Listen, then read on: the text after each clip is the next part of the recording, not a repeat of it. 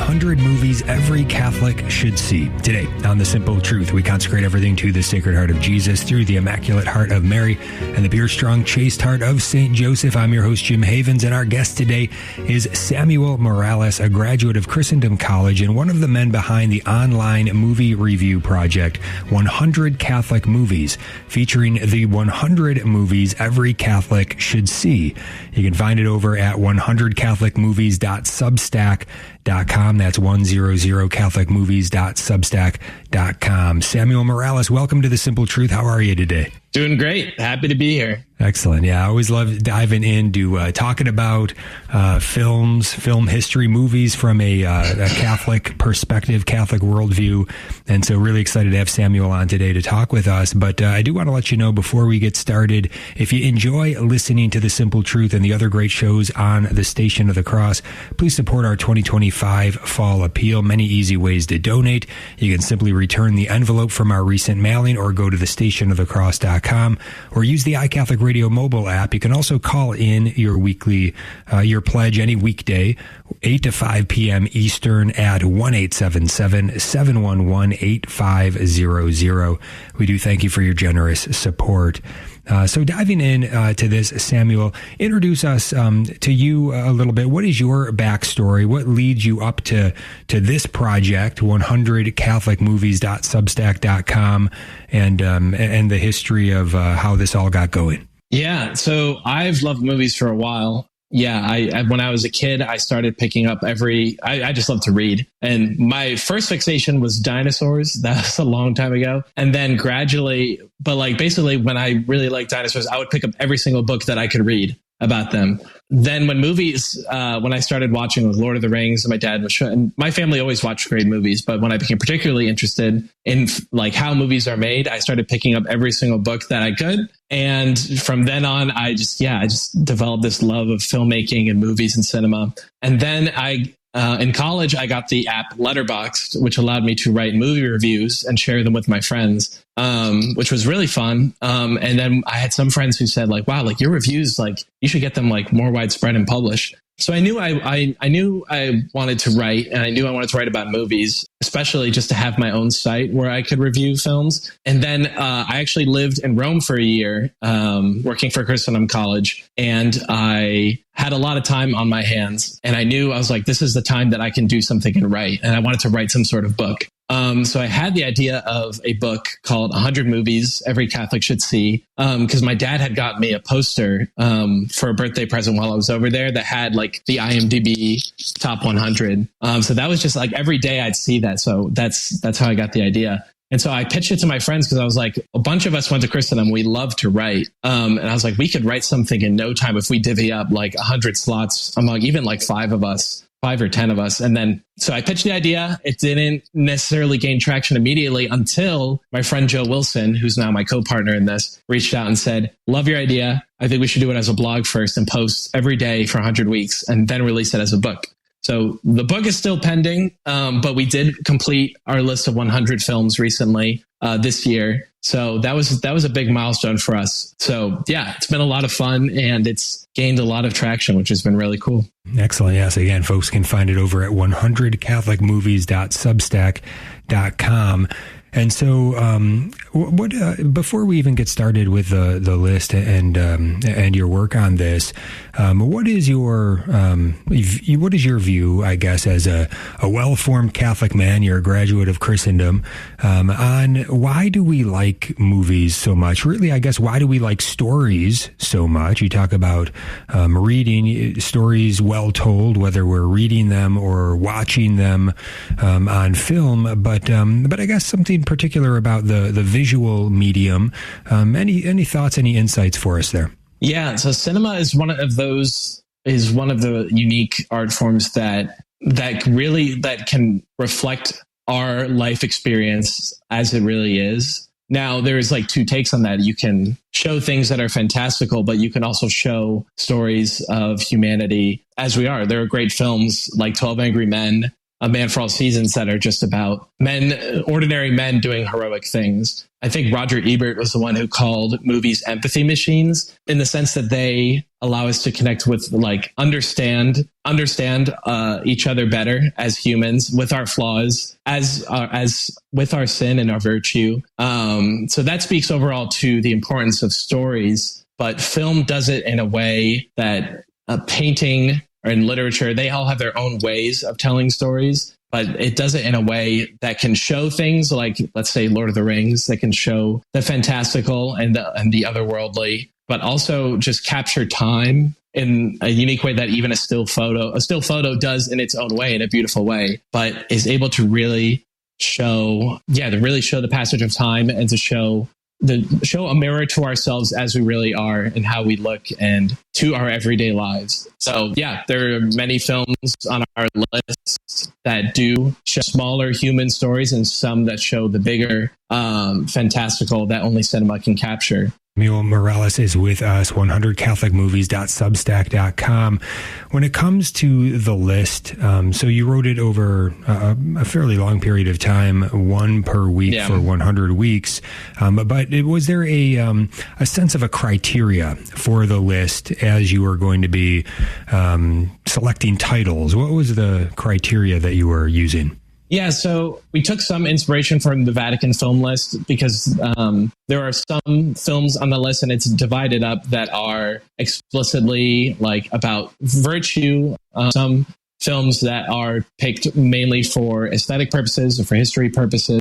So we wanted a mix of films that were not just saint movies, although we highlight a lot of great saint movies and movies by Catholic filmmakers, but also films that still reflect the true, the good, and the beautiful in their own right. So we have films like A Man for All Seasons, The Reluctant Saint, which is one of my favorite movies ever, about Joseph Cupertino. But we also have films like Spider-Man 2, Lord of the Rings, Star Wars on there. So initially, it really was like, what between me and my friend Joe and some of the early writers like my friend Steven, was like, what are the films that we love? Why do we love them? What films do we want to share with others? And so there was a mix of films that like the first film I wrote on was The Tree of Life. That's my all-time favorite film. And that's a film that has a lot going on theologically and philosophically. And my friend Joe, his first pick was A Man for All Seasons. That's the first pick, and that has become like the centerpiece, like almost like the logo for our Substack now. So eventually, we towards the end, we set me, my friend Joe, and then my friend Cameron, who came aboard. We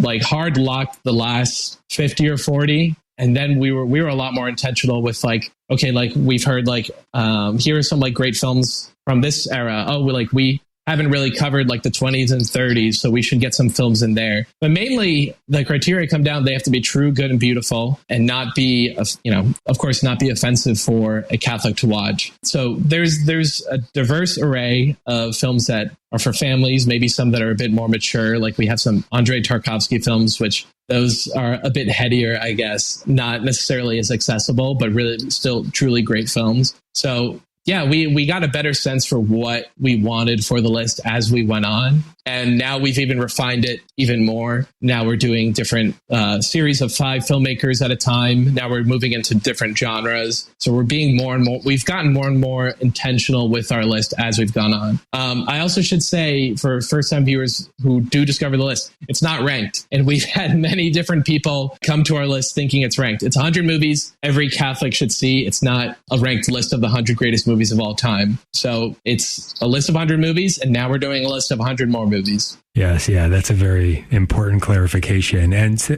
one more clarification too as we get into it, and that is, so different people are going to have a different sense of what is appropriate or what isn't. Where do you draw the line? This is also not something like Common Sense Media or Plugged In, where you're writing about these are the objectionable things, these are the positive things. You're really just giving really an all around review from a Catholic worldview for these films, correct? Yeah, yes, I would say that's correct. Yeah, we have some films I'd say most of the films actually are pretty family friendly, but when we do have some stuff, and we have some R-rated stuff on there, not just The Passion of the Christ, but that is one of them we have on there. We do put content warnings where it is appropriate. But we usually it's stuff like, I'm trying to think, like we have the Godfather trilogy as one installment on there, and we do have content warnings on there. But that's a film that has a lot that is edifying. But that has maybe like one or two scenes that you should skip, but overall like has a lot to say on the nature of sin, and it's a tragedy at the end of the day, and it's a beautiful and a well-made tragedy. Yeah, it absolutely is. And just the character study, even in the first Godfather, of Michael Corleone, Al Pacino's character. Wow.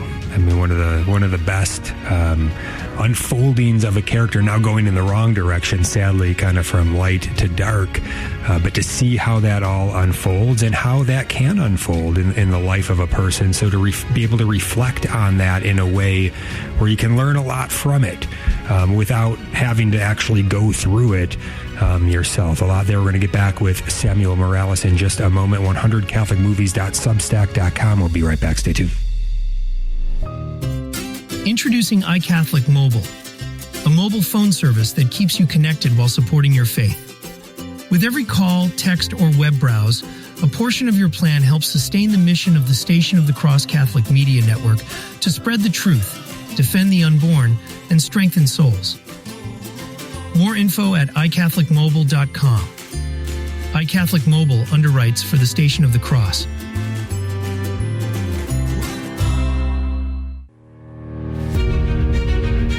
The Simple Truth. Jim Havens here with our guest today, Samuel Morales of the 100 Movies Every Catholic Should See. That's the list. The whole project, 100 Catholic Movies, you can find over at 100catholicmovies.substack.com. And as Samuel mentioned in the last segment, well over 100 Catholic movies. You can find great reviews over there on that website as well. So let's start going down the list a little bit. As I was sort of engaging with the list, so I noticed, I immediately start to notice, okay, what have I seen? What have I not seen? And also I'm going to ask you in a little bit about some of your favorite family-friendly films that you could recommend for us, maybe, that we haven't heard of before, that most people maybe aren't aware of. I think that will be helpful to many. But that's kind of what I was looking for on Saturday. All right, what can I pop on with the kids here? I have some extra time with some of the kids, and so we went with what I had never even heard of before. Goodbye, Mr. Chips, which is one of the early reviews that you did. Now, I have to say, it was interesting. There were some interesting parts, and like all films that are decent, a lot of it depends on, even like all books, right? With young people, depending, you want it to be age appropriate, and when young people are engaging with these mediums, you want to have a good guide that can help them to make sense of what's going on and just help them to form the right view of things and make sure they don't take away kind of the wrong idea. So I found myself, kind of pausing the film in different places and talking with the kids about it. We actually didn't end up finishing the film. So we got about halfway through, and there were other things going on, and some of the boys were not into this. But I would say it was an interesting study.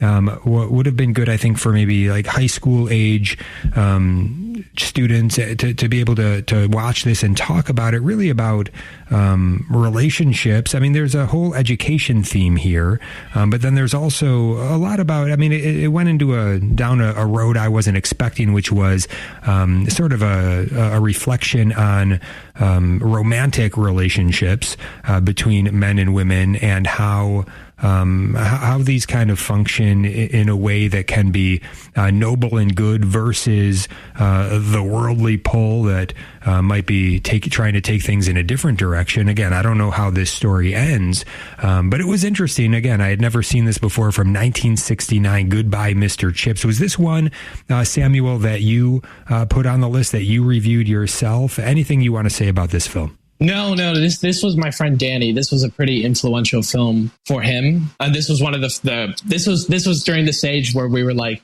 please, like we had like a group of 4 or 5 of us, and we're like, okay, we're just gonna pick like a foundational film for us. So I've actually not seen it. If you would recommend against it, that would be good to know.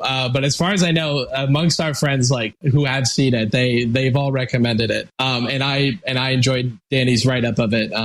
So thank you for your frank thoughts on it. Yeah, no, I wouldn't necessarily recommend against it. Maybe not. Sure. I mean, this is not the purpose of the list that all of these films are going to be the best selections for sit down family time. Some will work for that and some won't. This one, I would say, you're looking at a certain period. I mean, when it comes to film history, the late 60s are a very interesting period of film history. 1969, there's a lot going on in filmmaking in America, and to kind of put this into that context, very interesting. I think this would have probably been a very wholesome film of the time in a certain way. I don't know that it holds up necessarily that way entirely, but I do think there are, very interesting themes that with older children, I think my older girls were very interested in this. Once you get into the romantic relationship theme with, I think, my 12-year-old boy, he's kind of checking out, and certainly my 10-year-old boy is like, well, I don't want to watch this, but I thought, very interesting. And yeah, that's what's great about movies, especially a good review where it's somebody who this has been an influential film in their life. I remember I had a film teacher in college who told this wonderful story. He showed us Singing in the Rain. I don't think I had ever seen it at the time. We watched that. And he talked about this story about how when he was a boy, he went to the movie theater and he saw this film, Singing in the Rain, and the scene where Gene Kelly is singing in the rain, something about that scene struck him, even as a young boy at the movies by himself, that he stayed and he watched it again just to see that scene again, that something had struck him so deeply. And there is such a joy in that scene. It's probably what struck him. But film has that power. It can really move us in deep ways, be very influential at certain points in our lives. Is there any film on the list that you would say kind of works that way for you? Yeah, Mr. Smith Goes to Washington is for sure one of them. And that's to your earlier question about what films on the list are that I would recommend to families. That is one of them. And that's like a movie my family watches every year. Just a powerful film about, if you haven't never seen it, just Jimmy Stewart as this young congressman who gets appointed to a seat to represent his state, but through unbeknownst to him, very corrupt means. They put him there they prop him up sort of as a stooge who will do anything, who's naive, who's this grown-up Boy Scout. And then he actually gets there and he actually starts to make waves. And then it's Jimmy Stewart versus the great political machine. Powerful film about perseverance that is just so well done. It's done by Frank Capra, who was a Catholic, who also did It's a Wonderful Life. Yeah, who just had these films that were about America, which he loved very much, but also you're usually just about good men who are fighting against sin and corruption. And Mr. Smith Goes to Washington, perfectly family friendly and just an all-around enjoyable film. Mr. Smith Goes to Washington is definitely an example, along with other great films like 12 Angry Men. That one might be for maybe kids who are a little bit more mature, but content-wise, it is completely clean. It just deals with the heavy subject of this boy who is on trial for murder, and then Henry Fonda plays juror number 8 in that, and everyone else thinks he's the boy is guilty, and he says, hold on, I don't think we ever got, we need to actually talk about this and go through all the evidence, because I'm not exactly sure that this boy did it, which leads to this just powerful drama that's all set in one room, the entire film. So those are two definite examples of films that show civic virtue and can be used that are entertaining, but also can be used to educate virtues for young children. Yeah, Samuel Morales is with us, 100catholicmovies.substack.com. Yeah, I love Mr. Smith Goes to Washington. The moment that he arrives in D.C. for the first time, and again, just such a joy to be in D.C. and to be seeing all the historic monuments and realizing, okay, this is where there's so much history has taken place, and seeing Congress and the whole thing. And there's a lot in Mr. Smith Goes to Washington, and also I do think that you have some great selections there, and I do want to get into your best family films. 12 Angry Men, I do just want to say, I know, Samuel, you and I were talking before the show about Triumph of the Heart, which is out. If anybody can see it at their local theater, if you can find it playing, please go see it, about St. Maximilian Kolbe. Outstanding film. And in fact, if you missed this interview, when I interviewed the director, I do want to recommend that if you love 12 Angry Men, that the director did point out that it was one of the major influences for him in creating this film, Triumph of the Heart. And I think you'll realize why when you watch it, but it's a very interesting thing to consider as you watch the film. So there's that. But let's get into anything on the list that jumps out to you as something that would be terrific for a family sit down. And I think Mr. Smith Goes to Washington and 12 Angry Men do work pretty well that way. I've shown them both to my children, and 12 Angry Men, we have it and they watch it over and over again. It's one of their favorites, in fact.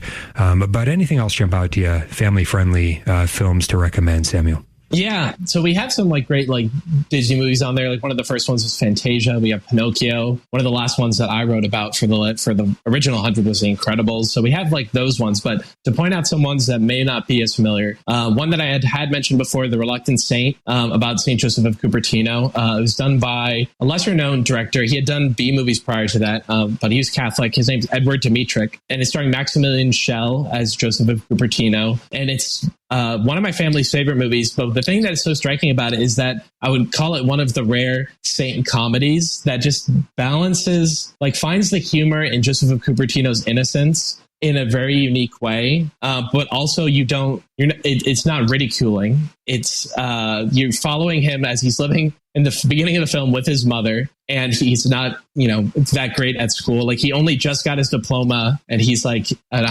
20s, and as you maybe know, Joseph Cupertino is the patron saint to pray for struggling students. And then through a circumstance, including his mother kind of pushing him to do it, but also his uncle is the prior at the Franciscan Abbey, which he joins. He becomes a Franciscan friar, and he's assigned almost immediately to the stables because they figure, there's nothing else he can do. But then he ends up everyone who comes into contact with him while he's at the stables, including this one bishop in a great scene, great comedic scene halfway through the film, is just so touched and moved by his simplicity and by his humor and by his good nature. So much so that the bishop immediately says, "Make this man a priest." And everyone else is kind of shocked. And he's like, okay. But it's this really well done portrait of a saint, just with all their human flaws, but also you see the true love that they have for Christ that really made them who they are. So fantastic film, really funny film, but also there's a lot of pathos to it. The ending of the film makes me cry every time I see it, but I won't spoil it. Another film that jumps out is Lilies of the Field, starring Sidney Poitier, where he's this lone traveler who comes to find shelter with these German nuns out in California. And then they kind of convince him to stay there initially to teach them English, but also to build a chapel. They have this ambitious plan to build a chapel, as they say, to build a chapel. And Sidney Poitier, not Catholic, barely, the character he plays is his name Homer Schmidt, is barely Catholic, barely religious at all, but ends up finding himself after he's been wandering for so long, working with these nuns. And it's a really just beautiful story of how he incidentally ends up bringing this town together. Great family film. Highly recommend. Yeah, Samuel Morales is with us, 100catholicmovies.substack.com. Yeah, I've seen Lilies of the Field multiple times, and very charming film. The St. Joseph Cupertino film, I gotta say, I have not personally ever seen it. I know my family did watch it and loved it. My wife watched it with the kids one day, and they all loved it, and I wasn't able to view it, but yeah, that's one that's got to be on the list. And there's a lot of films like that I haven't seen. One I just saw a couple weeks ago, The Scarlet and the Black. Never saw that before. That is a wonderful little film as well. We're going to be right back. Stay tuned. Back to The Simple Truth. Jim Havens here with our guest today, Samuel Morales, 100catholicmovies.substack.com. We're talking about the 100 movies every Catholic should see. You can find the whole list over at 100catholicmovies.substack.com. We're going to get back into the discussion in a moment. But first, if you are buying or selling a home, there is an easy way to help the Station of the Cross at the same time. Real Estate for Life has 1,400 experienced, morally grounded agents in the U.S. and Canada. Visit realestateforlife.org to find a Christ-centered, experienced realtor near you. And don't forget to mention the Station of the Cross. And you know what? Let's open up the phone lines as well. If anybody does want to call in and ask anything about movies, film, a Catholic worldview, and movies, your favorite movie, your favorite family-friendly film that you want to recommend to everybody, whatever it is, feel free to give a call in, 1-877-511-5483. That's 1-877-511-5483. And the name of that film about St. Joseph Cupertino that Samuel was recommending in the last segment, The Reluctant Saint, 1962, The Reluctant Saint. So you can check that one out. And yeah, you know, there is so much that is on the list. You did mention the Terrence Malick film Tree of Life, which I also love. I was blown away when I first saw it, so much so that I'm like, I'm going back to the theater to see that again, which I did. And even though it clocks in, I think at like 3 hours or something, there was something there that I'm like, I need to spend a little bit more time with this. There's so much that to think about, to reflect on. It's kind of a little microcosm in a way of really, I think you get into the fall of man in there and many things. But I think that was one of the main things that really jumped out to me is sort of the Genesis story, the fall of our first parents, and subsequently each of our stories. And we all, you know, sort of have a time of a loss of innocence and a sort of tragic fall that occurs to some degree, and coming into this life, and interesting to reflect on that. And thanks be to God that we have a Redeemer, our Lord Jesus, and His Catholic Church that He died to give us, so that we can be we can enter into the sacramental love, sacramental life of our Lord poured out for us in His Catholic Church. Just so incredibly blessed. The magisterial teachings, He's given us so much. So thanks be to God. And so that movie helps to, I think, kind of reflect on a lot of deeper things, as well as Terrence Malick's film that came subsequently after that on Blessed Franz Jägerstätter, which the name is escaping me, A Hidden Life.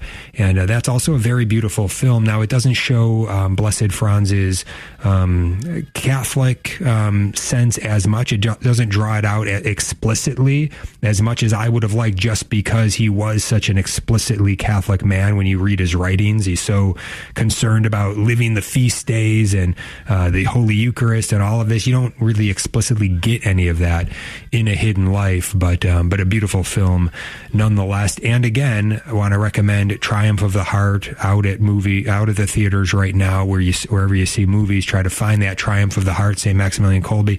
Again, a lot of influence of Terrence Malick there. A very beautiful film that again exceeded my expectations for sure. So Triumph of the Heart, that is out now. Samuel, anything else? I want to make sure that I'm giving you enough time to speak to any other film you want on this list for us today. Sure. Yeah. I mean, Tree of Life is my favorite film. The first time I saw it, I watched it 3 different times that year, because like I watched it once by myself, and then I showed my family, and then I showed some of my friends. I was just blown away by it. And I still I don't even know if I fully comprehended it, but the story is so beautiful, and just the way it shows memory, because it's essentially an autobiographical film by Terrence Malick, because who also grew up in Texas, where the film was shot, and it shows that time period of his childhood, and it's just very deeply personal film to him, and just of showing childhood and the way of nature and the way of grace, as is often whispered throughout the film, of him being caught between the goodness of his mother and the ambition of his father, whom he both loved in different ways. But yeah, Tree of Life, Hidden Life is on there. I almost wanted to add another Malick film to the list, but we're trying to make room for other filmmakers. So yeah, just to highlight some of the stuff we're doing now, we have gone through, we've done series of 5 for each of these filmmakers of 5 movies. So we started with John Ford, then did Akira Kurosawa, and then did Hitchcock. And now we are doing silent comedies. So we're looking at Harold Lloyd, Chaplin, Buster Keaton. So I'm on deck for this week to write the post. So stay tuned for that. So yeah, we're currently working on continuing the list and just continuing to work on our podcast, getting cool guests. Like recently, the last guest we had was Joseph Pierce, and then eventually starting a series for a podcast on just going through the list. So we've recorded 2 episodes already and have to, get going on the rest. But yeah, it's been really fun to get back into our list and look at it and go in depth on it. So yeah, that's what we've got going on now. Excellent. Samuel Morales, 100catholicmovies.substack.com. That's 100catholicmovies.substack.com. Now, I did notice what wasn't on the list, and there's really only one that I noticed not being on the list. It jumps out to me because it is a favorite of mine, but also because when you go to the kind of the standard American Film Institute AFI list, it's number 1, and that's Citizen Kane. Have you seen Citizen Kane? What are your thoughts on it? Again, I think it works much like The Godfather in way, sort of a tragedy, but also, yeah, showing kind of that what I was speaking on the Tree of Life, that sort of poignant sense of the loss of innocence as well, which is so important in the life of the fictional character Charles Foster Kane. But it's a movie that it's difficult for young children to kind of make it too far through. I'd say that high school students might begin to find it interesting, but I find it I love it. I've probably seen it, I don't know, maybe 30 times by this point, but I think it's a fantastic film. Any thoughts on that? Have you seen it? Yeah, no, I've seen Citizen Kane. Yeah, I like Citizen Kane. I'd probably be hesitant. I don't know if I'm on the train that many people are on, that it's like the greatest film of all time. But that is something we definitely had talked about. And I'd say that's one that actually probably came pretty close, but ended up slipping the list. That we were like, at the end of the day, we're like, okay, this can go on the list later. So, but great film. I would agree with those themes. It's a tragedy, the rise and fall of Charles Foster Kane, and you just can pinpoint the moment where he loses his childhood and then gets into the newspaper industry and just everything, and then just kind of loses himself the ambition. And the whole film is just about this man who has a lost childhood, who never got to actually grow up. So fantastic film. Huge Orson Welles fan. But again, not every film that we wanted to get on the list made it. Sometimes it was more dependent on who could write for the week, but at the end of the day, yeah, didn't make the cut. But again, like I'd say, this is not the 100 great. We do not call this 100 greatest films of all time, but these are simply 100 movies that we think every Catholic should see. Sure. So definitely would love to do a deep dive into Wells later as a series. So, and if we're doing that, absolutely, Citizen Kane is going on there. And I have a friend who very much that's one of his favorite films, and I will definitely be him to write on. Yeah, that would be great. Yeah, I love the film. And I do think one of the reasons that it ranks so high on AFI's list is because of so many technical innovations that Orson Welles did in that film. Kind of bumps it up even more than just how it stands up on its own as a film. But yeah, it's a great one. And yeah, one thing I guess I wanted to ask you along these lines, there's something about the classic films, especially of a certain period, period. And I would say it would be the period when there was the code, where they had sort of this moral code, where there was even a Catholic priest that sat on the panel and said, no, you got to take that out. We're not going to let that go through. But it was a much more Catholic, I would say, not on the negative side, but there was something very positive about that. It wasn't censorship as much as it was, let's make sure that we're sending the right messages here. Now it would become a whole thing where people are slipping things in and coding things with symbolism that would, to try to get it past what they would call the censors, I guess, the panel of people that were looking at things. But it was a time where it was a more Catholic worldview in the culture. Bishop Sheen with the highest rated TV show, lots of things going on that were just more Catholic naturally in the culture. And I think that the films of that period, you find so many of them that they just fit a sort of Catholic worldview, whether the director intended it or not. He was just kind of breathing it in the atmosphere, and it's coming out in the way that they're creating art. Do you get that sense? Any thoughts on that? Yeah. So I would absolutely agree that it's a code. On our podcast, one of our first guests we had is a film historian. She has ties to Christendom College. Her name is Onalee McGraw, and she runs what is called the Educational Guidance Institute. And what she has been doing for the past couple of years is developing a curriculum of classic films that specifically can teach students films like A Raisin in the Sun, 12 Angry Men, Shane. Even the most recent film that she has on there is Remember the Titans. But I got to know her while I was working at Christendom College, and she just has so much to say on films, especially from that era and on the Hollywood Code. It educated me on things that I didn't even know about the code. Like, I knew there were limits put on sex and violence by the code, but I didn't also know that it not only told you what you couldn't do, but also told you what you should do. And that is to promote certain values, certain family values, certain patriotic values. So that is all the more apparent to me in the films of such as like Frank Capra and filmmakers during that era like him. But even like films like Casablanca, which has such a powerful and classic ending. That's actually film number 99 on our list. That's the last film that I wrote on. The ending I don't want to spoil it, but the ending was going to be much different and sort of, I'll just say the film originally was going to go the way you think it's going to go towards the end,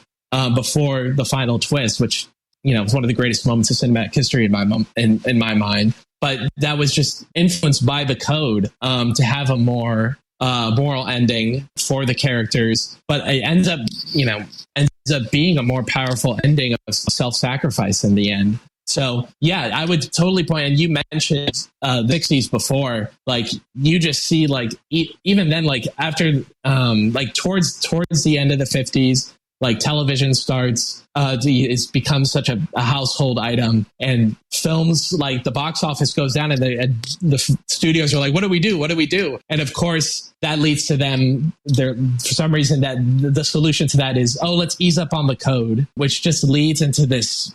You get some great art in the 70s because but a lot of the films are just like more like so much morally bankrupt content. You start having theaters like pornographic theaters and things like that. It just, despite all the the classics that we mentioned, like The Godfather, there's a lot of bad in the 70s. And then it's interesting because then you get Star Wars, which does lean back to those films from the era of the code, like when the code was enforced. And then you realize that, oh wow, people were missing this. And I think you actually have something similar happen recently with Top Gun Maverick, which had those old school values that people were missing, those patriotic values, those heroic values that even in our time today, you see people still wishing films were made like that.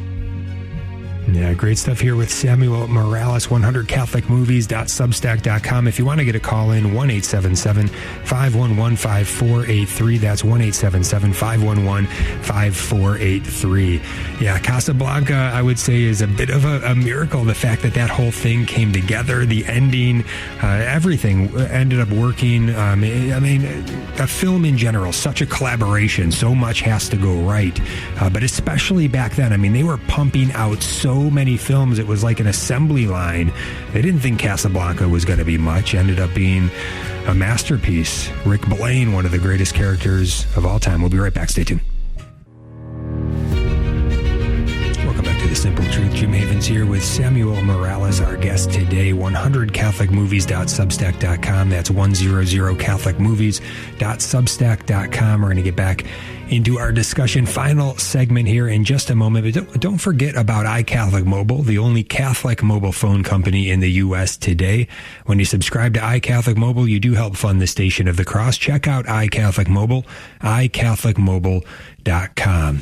All right, Samuel, you did mention, so I believe it is a podcast here. So you've got it here on the 100CatholicMovies.substack.com website. Kind of looks like a blog post, but then I see it's an audio link as well. So I'm guessing this is a recent podcast episode that you did with Dr. Joseph Pierce. We had him on as well last week. He's a recurring guest on The Simple Truth. He's outstanding. Anything you want to preview for folks? What did you and Dr. Joseph Pierce talk about? What can they find in this podcast episode if they head on over and check it out at 100CatholicMovies.substack.com? Yeah. So the podcast, this episode, the Joseph Pierce episode, for 1 week, it is only open to paid subscribers. And then tomorrow drop over on our Spotify, and Apple and Amazon, and it'll be unlocked on Substack to listen to. But just to give a preview, I studied literature at Christendom College. So I became very familiar with Joseph Pierce. I remember having his Ignatius Critical Edition of Huckleberry Finn and other classics while I was there. And I found his book, which is simply titled Literature, which is a guide for literature for Catholics. So and he had come to speak at Christendom years before I was a student there, but I had seen clips of it. But we had him on. I reached out and we talk a lot about just like adaptations, particularly the Lord of the Rings films, which he says often in his circles he is a defender of. We talk about unmade adaptations of things that he'd like to see, so not only including the Silmarillion, but also some of the works of Chesterton, which have yet to be adapted. So, and then we talk a lot of just simply about storytelling and how it's good to have saint stories, but not all stories, particularly in literature, and we agreed in cinema, should not necessarily all be hagiography, that it's important to show stories of humans who are sinners, who either, it's a tragedy and it's a war, it's a cautionary tale, or a story of good overcoming evil despite the struggle. So it's a really fun talk. He claimed several times that he was not a film buff, but as it turns out, he knows way more about film than he gives himself credit for. Also think worth checking out in his critical editions at the end. This also stirred my mind to reach out to him. Particularly, I remember looking at his critical edition of Julius Caesar, but in the back, he often lists adaptations of the book that you're reading, and he kind of just like gives his comments like, this one's not very good, this one has a great performance but misses this over here. So I figured he'd be a good guest. So that will go live tomorrow on our Spotify and on our Substack, so for anybody to listen to. But podcast has been really awesome so far. We've only got to interview one of the directors of one of our, because many of the filmmakers of our films are no longer with us, for particularly the older films, but we did get to interview Whit Stillman, who directed Metropolitan, which was really, really cool. He's not Catholic, but he's I believe Presbyterian, and we just get a blast to have on. Highly recommend listening to his episode, especially if you've seen Metropolitan or are a fan of Whit Stillman's work. Interesting. Yeah, I know. So this is a remake of a recent film, Metropolitan? So it's not as opposed to Metropolis. You're right. That's the 1920 silent film. Metropolitan was a comedy released in 1990. I think it was nominated for Best Original Screenplay. It might have won, but it's just a film about this young man in the New York scene. It's kind of timeless. Like they talk almost like they're in the 1930s or 40s. Like pretending to almost live this high society, and man kind of falls, he's not got a lot going for him. He's living, at home with his mom, and he kind of gets into it and discovers like there's a charm to it, but also realizes the hypocrisy of wanting to live this pseudo intellectual life. And it's just, it's very much feels like an Evil Noir novel in the same vein as Brideshead Revisited, but it's just a very well written. The dialogue is very sharp, comedy, kind of poking fun at intellectual circles that maybe Whit Stillman had encountered before, but also sort of being a window to nostalgia into a different time. But just very, very sharp, very witty, very enjoyable comedy. Interesting. Yeah, no, I never even had heard of it before. Metropolitan. I'll have to check that one out. One that did catch my eye as well on the list, a more recent film. I guess it's not that recent now, but from 2014, Interstellar. I know this film has jumped out to me as one that seems like a lot of people really, really like this film. I'm included in it, and anytime I kind of come across the film, it makes me want to watch a bit of it, and there's something about it. I think there is something in this story of the father and the daughter, and how this plays out over the length of the film. Obviously, whenever there's anything with respect to outer space and traveling through inner between stars, interstellar, it's called. It's very cinematic in that sense, but also it does get a little bit towards the end, very strange and kind of almost maybe a bit new agey. I remember when I kind of looked up the ending, like, what is this all about? And there's something interesting about it for sure.